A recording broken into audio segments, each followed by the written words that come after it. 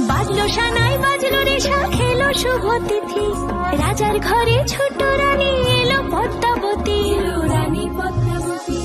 রাজার আরো 6টি রানীর ছিল না সন্তান, পদ্মাবতীর কোলালোতে মিলল সমাধান। বছর যেতে জন্ম নিল 7 ছেলে 1 মেয়ে, হয় খুশির আকাশ হঠাৎ কালো মেঘে গেল ছেয়ে।